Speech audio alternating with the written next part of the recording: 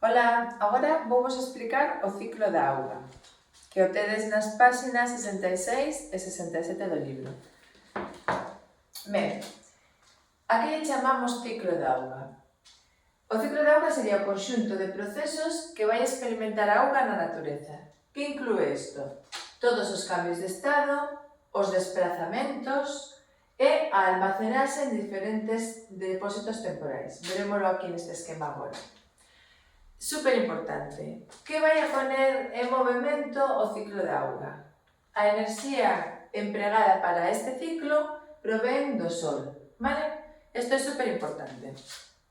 Imos ver agora este esquema. Bueno, tratei de facer un esquema semellante ao que tedes no libro, pero vou empezar pola precipitación, por exemplo, por poñer un comezo.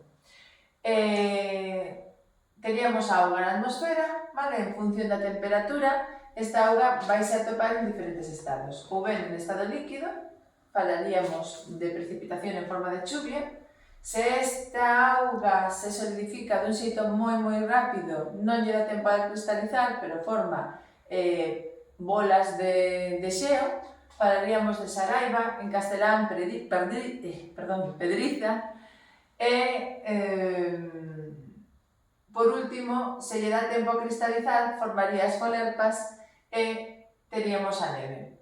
Todas estas precipitacións van a depositarse na superficie da Terra e, segundo se sitúen, pois ben, ou poden formar acumulacións de xeo pois nas partes máis altas, ou ben poden discorrer pola superficie ou por a orografía do relevo da paisaxe e irse circulando formando ríos ou ben en depresións. Esta que situei aquí un poquinho máis arriba podería corresponder a un circo de orixe glaciar, nun glaciar que estivera no pasado, que escavou o terreo e quedaría ali, ou ben en zonas máis deprimidas xa nos vales, vale?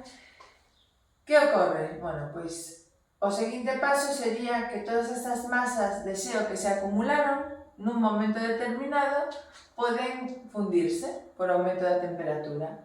É o mesmo que pasaba coa auga de precipitación. Esta auga de fusión tamén se vai a circular pola superficie formando ríos ou acumulándose nos lagos. Parte desta auga que discorre pola superficie, dependendo das características do terreo, se é un terreo poroso, vaise infiltrar, que sería o seguinte punto, vale? No momento no que se infiltra, se non se atopa unha rocha que sexa permeable e que este rodeada de rochas impermeables, non formaría o que vedes aquí, que sería un acuífero. Circularía e chegaría ao mar, vale? Serían o conxunto tanto das augas circulantes como dos acuíferos, sería o que chamamos augas subterráneas. Despois representeimos por aquí árbores de distintos tipos, especies vegetais, un ser humano que podía representar calquera animal, vale? Os seres vivos en xeral. Os seres vivos, nos seus procesos de respiración, o que van a facer é transpirar. Van a botar vapor de auga. Cando estamos falando, emitimos vapor de auga. Cando é visible isto? Pois nos días que vai moito frío, estamos falando, vese unha nube de vapor. Vale, a este proceso se lle coñece co nome de transpiración. Nalgún libro podedes atopar que se lle chama evapotranspiración. Basicamente é o mesmo, vale?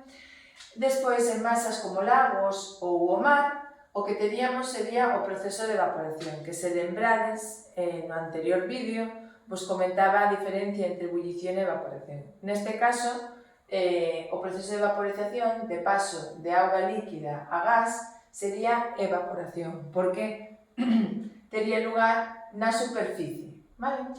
No momento no que esta auga evaporada en estado gasoso vai ascendendo, xa sea pois en altitude ou ás veces danse condicións moi especiais na costa ou nos vales en altitude, se condensa ou ben en altitude formando nubes ou ben, como vos dicía antes, en zonas próximas á costa ou en vales fluviais. Neste caso, formaría nubes en superficie, que é o que coñecemos como néboa, vale?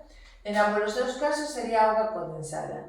Xeralmente, cando dan lugar á formación de nubes, é que a auga, esa unidade relativa da que falábamos noutro vídeo hai un par de días, únese alrededor de partículas, de cinzas, esas partículas sólidas que están na atmosfera e dan núcleos de condensación máis grandes que permiten nos ver esas pingas de auga. Se o tamaño desas pingas de auga xa é moito maior, o que ocorre é que precipitan. Vale? Volveríamos a pechar este ciclo do que vos falaba.